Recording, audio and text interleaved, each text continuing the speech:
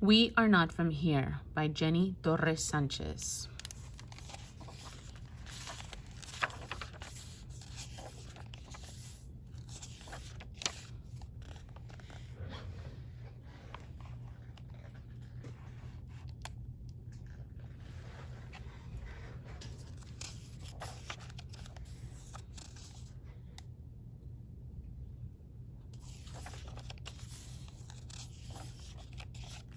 Prologue. When you live in a place like this, you're always planning your escape.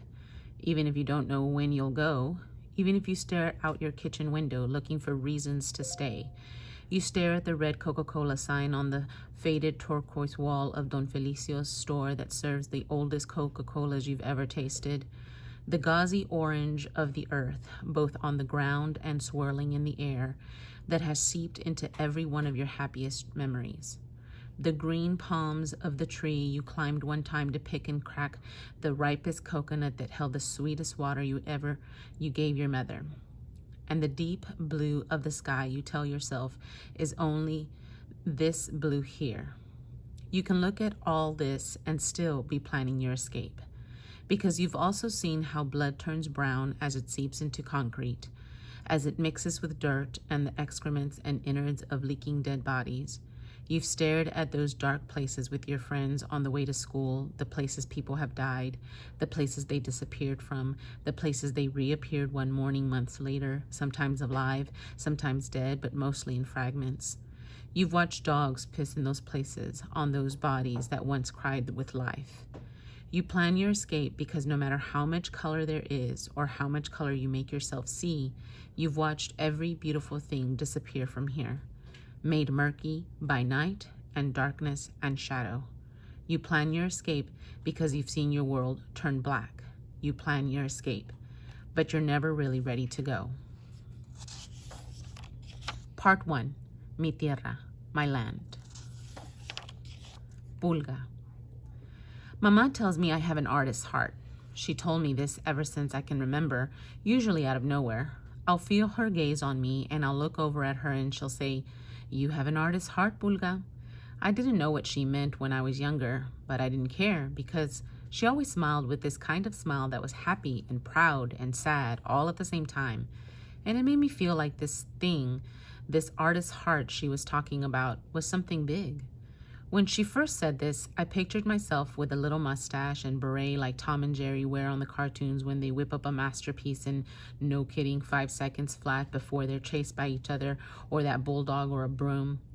5 seconds. That kind of illusion probably isn't good for little kids. But then again, getting chased is life, right?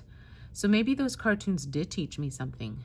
Anyway, the truth is that's not the kind of artist I want to be. I want to be the kind of artist my father was, a musician who made cool music and dreamed big dreams. Maybe that's what having an artist's heart means, dreaming. Or maybe it means seeing color in the world, noticing and searching for it everywhere, in everything, because the world can be such a dark place. Or maybe it means you feel things you wish you didn't. Maybe it means that when you see blood on concrete, you can't stop wondering who it belonged to. Maybe it means a part of you wants to cry and run. Pulga has dreams, and Chico has grief, and Pequeña has her pride. And these 3 teens have one another, but none of them have illusions about the town they've grown up in and the dangers that surround them. Even with the love of family, threats lurk around every corner. And when those threats become all too real, the trio knows they have no choice but to run. From their country, from their families, from their beloved home. Crossing from Guatemala through Mexico, they follow the route of La Bestia, the perilous train system that might deliver them to a better life, if they're lucky enough to survive the journey. With nothing but the bags on their backs and desperation drumming through their hearts, Pulga, Chico, and Pequeña know there is no turning back, despite the unknown that awaits them, and the darkness that seems to follow wherever they go. In this striking portrait of lives torn apart, the plight of migrants at the U.S. southern border is brought to light through poignant, vivid storytelling, an epic journey of danger, resilience, heartache, and hope. We Are Not From Here by Jenny Torres Sanchez.